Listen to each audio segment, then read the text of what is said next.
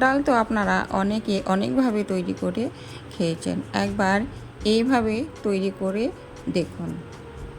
এটা ভাত, রুটি, পরোটা আপনারা সব কিছুর সঙ্গেই খেতে পারেন। আসসালামু আলাইকুম বন্ধুরা, welcome to my channel Aqsa kitchen.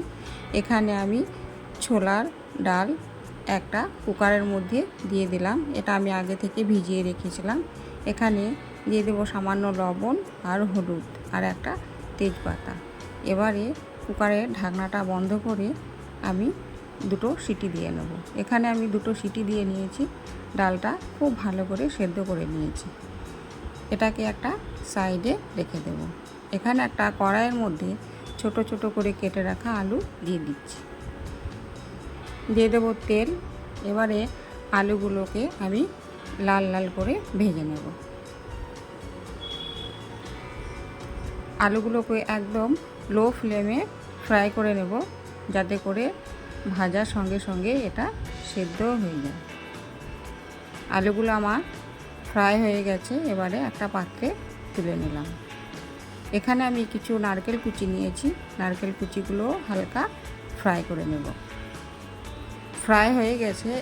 এবারে ওই কড়াইয়ের মধ্যে আরও কিছুটা তেল দিয়ে তার মধ্যে দিয়ে দিলাম শুকনো লঙ্কা, 5 ফোড়ন। এবারে দিয়ে দিচ্ছি পেঁয়াজ কুচি, দিয়ে দিচ্ছি আদা রসুন পেস্ট। পেঁয়াজটাকে একটু ফ্রাই করে নেওয়ার পরে আর দিয়ে দিলাম জিরে গুঁড়ো। এবারে মশলাগুলো খুব ভালো করে কষিয়ে নেব। দিয়ে দিচ্ছি কাশ্মীরি লঙ্কার গুঁড়ো, হলুদ গুঁড়ো। এবারে এটাকে আরও একবার খুব ভালো করে কষিয়ে নেব। কষানো হয়ে গেছে। একটা টমেটো কুচি দিয়ে মশলাগুলো আরও একবার খুব ভালো করে কষিয়ে নেব। দিয়ে দিলাম স্বাদ মতো লবণ। আগে থেকে সেদ্ধ করা ডালটা এবারে এই কড়াইয়ের মধ্যে দিয়ে দিচ্ছি। ভেজে রাখা আলু, তেজপাতাটা তুলে ফেলে দেব। এবারে এর মধ্যে অ্যাড করব ভেজে রাখা নারকেল কুচি। সবগুলোকে একসঙ্গে খুব ভালো করে নেড়ে কিছুক্ষণ রান্না করে নেব। যদি আমার চ্যানেলে কোনো নতুন বন্ধু এসে থাকেন তাহলে প্লিজ চ্যানেলটিকে সাবস্ক্রাইব করে পাশে থাকবেন। কমেন্ট করে বলবেন কেমন লাগলো আজকের রেসিপি। লাইক করবেন, বন্ধুদের মাঝে বেশি বেশি শেয়ার করবেন।